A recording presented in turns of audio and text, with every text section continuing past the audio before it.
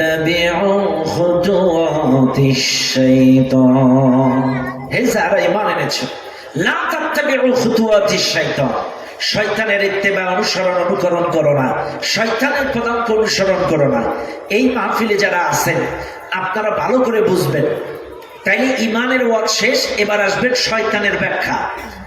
এখন আল্লাহ ঈমানদারদেরকে এই কথা কেন বললেন যে হে যারা ঈমানদার শয়তানের ইত্তেবা করো না, শয়তানের পথে চলো না, এই কথা কেন বললেন? কারণটা কি? শুধু এক জায়গায় না, আল্লাহর কোরআনে অসংখ্য জায়গায় কথা আল্লাহ বলেছেন। আলাম আহাদ ইলাইকুম ইয়া বানি আদম আল্লা তা'বুদুশ শাইতান ইন্নাহু লাকুম আদুউম মুবিন ইয়া আইয়ুহাল্লাযীনা আমানু দুখুলু ফিস সিলমি কাফা ওয়া লা তাত্তাবিউ খুতুওয়াতিশ শাইতান। এখানেও আল্লাহ বললেন ওয়া মান ইয়াত্তাবিউ খুতুওয়াতিশ শাইতান। অসংখ্য জায়গায় ইন্নাশ শাইতানা কানা লির-রাহমানি আসিয়া। অসংখ্য জায়গায় আল্লাহ শয়তান থেকে আমাদেরকে সতর্ক করেছেন, ওদের পথে চলো না, শয়তানের গোলামি করো না, শয়তানের ইত্তেবা করো না, কারণ শয়তান তোমাদের প্রকাশ্য শত্রু। এ কথা আল্লাহ কেন বললেন? কারণ কি? শোনেন ও দুনিয়ার মানুষ, শয়তানের পথেই শয়তানের ইত্তেবা অনুকরণ করতে আমার মালিক কেন নিষেধ করলেন তার কারণটা শুনে নেন। মনে রাখবেন মুসলমান, এই শয়তানটার নাম আগে ছিল আজাজিল। এই শয়তান কিন্তু এত বেশি ইবাদত বন্দেগী তাসবিহ তাহলিল করেছে, এই দুনিয়ায় এমন কোন জায়গা নাই এই শয়তানের সেজদা সেখানে পড়ে নাই। শুনে নেন এই দুনিয়ার মানুষ, এই সেজদা দিল, এত জিকির আজকার তাসবিহ তাহলিল।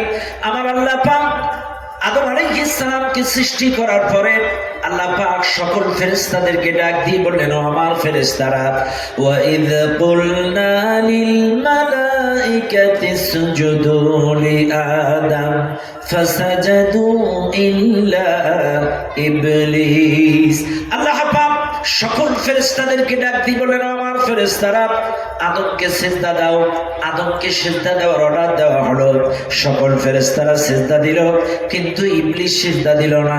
ইবলিস সিজদা যখন দিল না, সিজদা যখন করলো না, আমার আল্লাহ ইবলিসকে ডাক দিয়ে বললেন, ক্বালা ইয়া ইবলিস মা মানাআকা আন তাসজুদা লিমা খালাকতু বিয়াদাইয়া। আল্লাহ পাক বলছেন, হে ইবলিস, আমি আদমকে নিজে হাতে বানালাম, নিজে হাতে সৃষ্টি করলাম, আদমকে সিজদা দিতে তোরে কিসে বাধা দিল? সিজদা দিলি না কেন? আস্তাকবারতা আন কুনতা মিনাল আলিম। তুই কি অহংকার করলি? তুই কি নিজেকে বড় মনে করলি? অনেক কিছু মনে করলি? তখন শয়তান বলতেছে, ক্বালা আনা খায়রুম মিনহু খালাকতানি মিন নারিন ওয়া খালাকতাহু মিন তিন।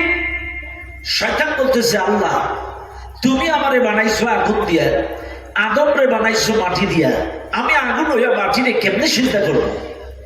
অহংকার করলো, সিজদা দিল না। আল্লাহ পাক বলছে তাই? বলছে হ্যাঁ।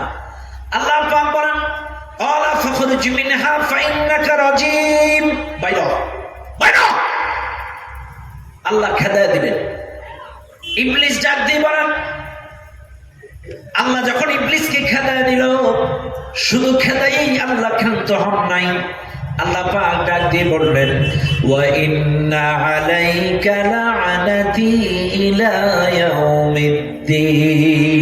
আল্লাহ ইবলিসকে খেদায় দিয়ে ইবলিসকে বলে, শোন, তোর পরে কিয়ামত পর্যন্ত আমার অভিশাপ, কিয়ামত পর্যন্ত তোর পরে আমার লানত।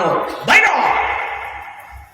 ইবলিস এবার ডাক দিয়ে কয়, আল্লাহ তুমি আমারে খেদায় দিবা বুঝলাম, তুমি আমারে তাড়ায় দিবা বুঝলাম, কিন্তু এত জিকির আজকার তাসবিহ তাহলিল গুরু কীর্তন যা কিছু করলাম, এর বিনিময় পারিশ্রমিক কি তুমি আমারে কিছু দিবা না?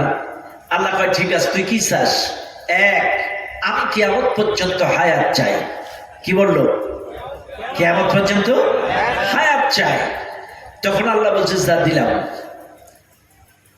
আচ্ছা আপনারা বলেন, কিয়ামত পর্যন্ত বেঁচে থাকা এটা ইবলিস চাই নিল। আজ গোটা বাংলাদেশের দিকে তাকায় দেখবেন, ভারতের দিকে তাকায় দেখবেন, গোটা পৃথিবীর দিকে তাকায় দেখবেন, শয়তান মার্কা লোক যারা এরা কিন্তু সহজে মরতে এজরে না, সহজে মরতে আর মরেও না, মরে মরে মরে মরে মরে মরে মরে আবার ঠেলে উঠে। এ কথা না, কথা বলেন, একটু ঠিকঠাক দেন না রে ভাই। হ্যাঁ এই তো শোনেন না, দাদা যখন নাতি পুতারে নিয়ে গল্প করে, সাইড দিয়ে নাতি পুতারা থাকে, এক রাজার 7 ছেলে, জঙ্গলে গেল, একটা হরিণ শিকার করলো, তারপরে কি হ্যাঁ, তারপরে এই হা হু না করলে কি দাদা গল্প করে? এ কথা না করে? চাইলে হা হু শব্দ করলে যদি দাদা আষাঢ়ে বানোয়ার গল্প না করে, চাইলে আপনারা আল্লাহর কোরআনের মহা সত্যবাণী শুনতেছেন, একটু হা হু করা লাগবে না লাগবে না? একটু জবাব দেবেন না ইনশাল্লাহ? এই জবাব দিয়েছেন কে? এই জবাব দিয়ে প্রশংসা আদায় করবেন কার? এবার IPL খেলা যখন হয়, বিরাট কোহলি যখন একটা 6 মারে, চিৎকার আসতে হয় না জোরে হয়? এতে কোনো সোয়াব আছে না নাই? সোয়াব আছে না? আছে? তাহলে গলা ভাঙেন কেমনে? ওই জায়গায় তো কারোর বলা লাগে না যে 6 বলে চিল্লায় ওঠো, কারো বলা লাগে? বলা লাগে না, অথচ চিল্লায় মাঠ গরম করে ফেলায়। সোয়াব আছে ওখানে কোনো নাই? অথচ আল্লাহর কোরআনুল কারীমের মাহফিলে এসেছেন, আল্লাহর কোরআনের কথার সঙ্গে সুবহানাল্লাহ আলহামদুলিল্লাহ ঠিকঠাক যতক্ষণ কথা বলবেন, এখানে সোয়াব আছে না নাই? আরো জোরে বলেন আছে? একটু কথা বলবেন ইনশাআল্লাহ। এই জবাব দিয়েছেন কে? এই যে দেহটা দিয়েছেন কে? এই দেহ দিয়ে রিক্সা চালান, এই ক্ষমতা দিয়েছেন কে? এই শরীর দিয়ে আপনি ভ্যান চালান, পাওয়ারটা দিয়েছেন কে? এই শরীর দিয়ে নৌকা চালান, চাকরি করেন, ব্যবসা করেন, কাম করেন, ধান কাটেন, এই শক্তিটা দিয়েছেন কে? জানি যেই আল্লাহ এত কিছু দিল, সেই আল্লাহর জন্য একটু সুবহানাল্লাহ আলহামদুলিল্লাহ জবাব দিয়ে বলতে পারবেন না ইনশাআল্লাহ? আল্লাহ কবুল করুন, বলেন আমিন। যত বেশি সুবহানাল্লাহ বলবেন, লাভ না লস? আরো জোরে আলহামদুলিল্লাহ আলহামদুলিল্লাহ। সম্মানিত ভাইরা আমার, হায়াত চাইলো, বলো যা দিলাম। এই জন্য দেখবেন এই পৃথিবীতে শয়তান মার্কা লোক সহজে মরে মরে মরে মরে আবার ঠেলে ওঠে। এখন শয়তান মার্কা লোক কারা? আপনারা প্রশ্ন করতে পারেন যে হুজুর শয়তান মার্কা লোক কারা? এবার শুনে নেন। শয়তানের অর্থ হলো সীমালঙ্ঘন করা, শয়তানের অর্থ হলো অবাধ্য হওয়া, শয়তানের অর্থ হলো স্বৈরাচার, শয়তানের অর্থ হলো দাম্ভিক, শয়তানের অর্থ হলো অহংকারী, শয়তানের অর্থ হলো রক্তপাতকারী, শয়তানের অর্থ হলো ফাসাদ সৃষ্টিকারী। এইবার আপনারা মিলিয়ে নেন, রক্তপাতকারী যারা, ফাসাদকারী যারা, স্বৈরাচার যারা, দাম্ভিক যারা, অহংকার যারা, সীমালঙ্ঘনকারী যারা, এরা সব শয়তানের খালাতো ভাই। এরা সহজে মরে। চাইলে দাম্ভিক, অহংকার এগুলো কোনো ইমানদারের লক্ষণ হতে, কোন মানুষ অহংকারী হতে পারে না, কোন মানুষ দাম্ভিক হতে পারে না, কোন মানুষ কখনো অহংকার করতে পারে না, কাউকে ছোট বড় কথা বলতে পারে না। তাই সে আলেম হোক আর জালেম হোক, কোন আলেম অহংকার করে মানুষকে ছোট করে কথা বলতে পারে না। কথা বলেন ঠিক কিনা? আরে অহংকার তো শয়তানের গুণ। আপনি বিরাট বুজুর্গ, আরে শয়তানও তো জিকির করছে, নামাজ পড়ছে, সেজদা দিছে।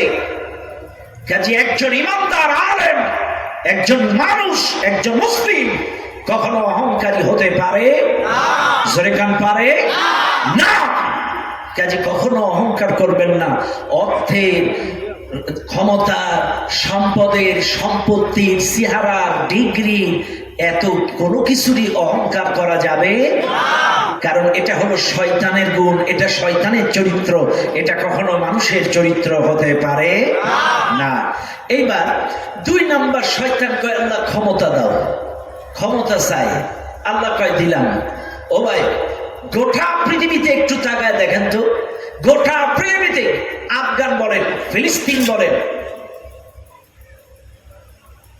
সোজা করে দেন, স্ট্যান্ডটা ধরে সোজা করে দেন। যুবক মানুষ ভয় পাবে।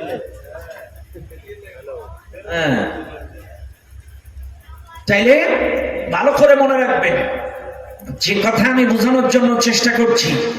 তাইলে গোটা পৃথিবীতে আফগান, ফিলিস্তিন, তারপরে ইরাক, গোটা পৃথিবী ইসলামের, কোরআনের, মুসলমানদের সবচাইতে ক্ষতি করছে কারা? ইতিহাস তাকায় দেখেন, ক্ষমতাশীল যারা। এই কথা বলেন না কেন? ইরাককে ধ্বংস করেছে কারা? ওই ক্ষমতাশীল পাওয়ার ম্যানে যারা। এই আফগানিস্তানকে ধ্বংস করেছিল কারা? ওই ক্ষমতাশীল পাওয়ার ম্যান যারা। যুগে যুগে মুসলমানদের উপরে নির্যাতন চালায় কারা? ক্ষমতাশীল পাওয়ার ম্যান যারা। কথা বলেন ঠিক না? ইতিহাস খুলে দেখেন, এরাই মানুষের উপরে, ইসলামের উপরে, মুসলিম সার্বভৌমত্বের উপরে আঘাত দিয়েছে। কথা বলেন ঠিক না? কিন্তু একজন মুসলিম কখনো কাউকে আঘাত করে না, আগে আঘাত করে।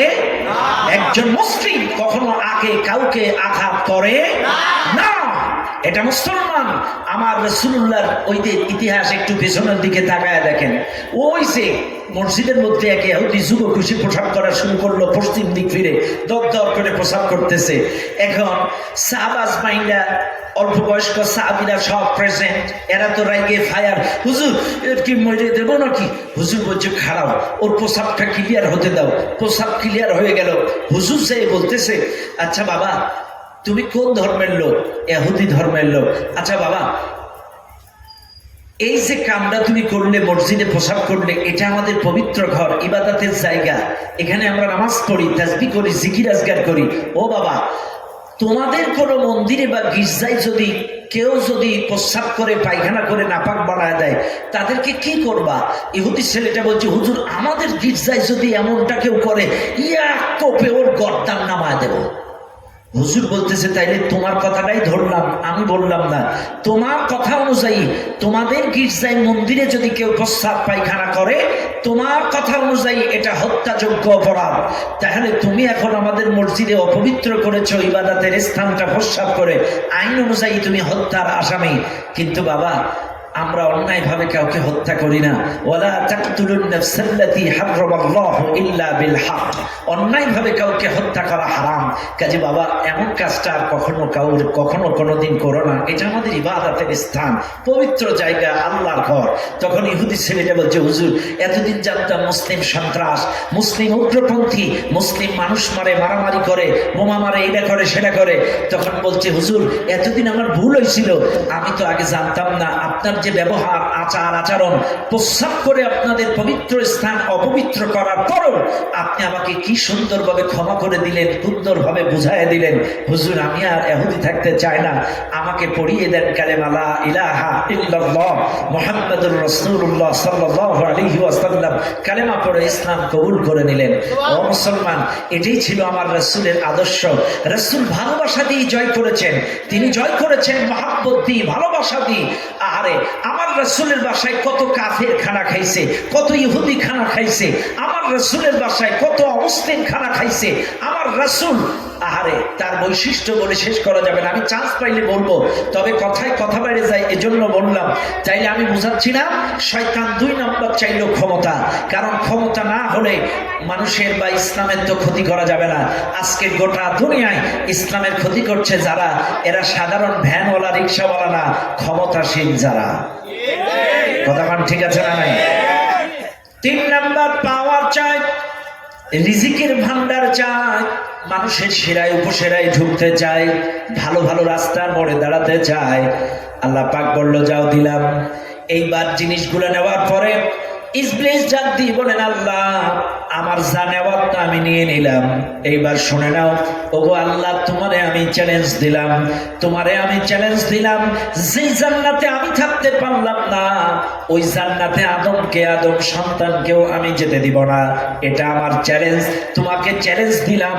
যেই জান্নাতে আমি থাকতে পারি নাই, ওই জান্নাতে আদমকেও থাকতে দিব না, আদম সন্তানকেও ঢুকতে দিব না। এটা আমার চ্যালেঞ্জ। আল্লাহ পাক বলেন, ইবলিস যাও, ইন্নামা যালিকুমুশ শাইতানু ইখাফিফু আউলিয়াআহ ফালা তাখাফুহুম ওয়া খাফুনি ইন কুনতুম মুমিনিন। ইবলিস, আল্লাহ পাক ডাক দিয়ে বলেন, যাও, তোর মুরিদ যারা, তোর বন্ধু যারা, ভক্ত যারা, তোর কথা শুনবে, তোর কথাই চলবে, তোর গুণে গুণান্বিত হবে, তোর চরিত্রবান হবে, তোর কথা অনুযায়ী চলবে। কিন্তু প্রকৃত মুমিন যারা, ইমানদার যারা, তারা তোকে পরোয়া করবে না, ভয় করবে শুধু আমার। ইমানদারেরা ভয় করে কার? আল্লাহ। আরো জোরে কোন কার? ইমানদার শয়তানকে ভয় করে না। এবার আসেন, চাইলে ইবলিস আল্লাহকে চ্যালেঞ্জ দিল যে আদম সন্তানকে আমি জান্নাতে যেতে দিব না, আল্লাহকে চ্যালেঞ্জ দিয়েছে। এবং পরে আসলেই দেখেন আদম আলাইহিস সালামকে এবং বিবি হাওয়াকে কুপ্রথা দিয়ে ধোঁকা দিয়ে বোকা বানায় তাদেরকে নামিয়ে দিল, আল্লাহ পাক তাদেরকে নামায় দিলেন। এবার আসেন, দুনিয়ায় আসার পরে আদম আলাইহিস সালাম যখন জান্নাতের বাইরে বসে কাঁদতেছে, কারণ কান্নাকাটি করতেছে, জান্নাত থেকে আল্লাহ নামায় দিছে, আল্লাহ পাক নামায় দিয়ে ওই যে ওয়াকুলনা ইয়া আদম উসকুন আনতা ওয়া যাওজুকাল জান্নাতা ওয়া কুলা মিনহা রাগাদান হাইতু শি'তুমা। আল্লাহ কোরআন, আল্লাহ আদমকে বলেছিল জান্নাতে থাকো, খাও দাও, ঘোরো ফেরো, কিন্তু খবরদার ওই গাছের কাছে যাবা না। কিন্তু আদম যখন শয়তানের ধোঁকায় পড়ে বোকা হয়ে বিবি হাওয়াকে কনভার্ট করে যখন ভুল করে ফেললো, আল্লাহ বলছেন যা, নেমে যা, জান্নাত থেকে নেমে যাও। জান্নাত থেকে আদমকে হাওয়াকে নামিয়ে দিল। আদম হাওয়া জান্নাতের দরজার বাইরে এসে প্রচন্ড কান্নাকাটি, অনুতপ্ত, অনুশোচিত হলেন। তখন আল্লাহ পাক আদমকে ডেকে বললেন, আদম, আমি তোমাকে চিরকাল চিরদিনের জন্য বার করে দেই নাই। এই জান্নাত থেকে তুমি যদি আবার পুনরায় ফিরে আসতে চাও, শর্ত একটা, ফাইম্মা ইয়াতিয়ান্নাকুম মিন্নি হুদায়া, আমার পক্ষ থেকে একটি হেদায়াত যাবে, গাইডলাইন যাবে, একটি মুক্তি সনদ যাবে, একটি সেতু বন্ধন যাবে। এই সেতু বন্ধন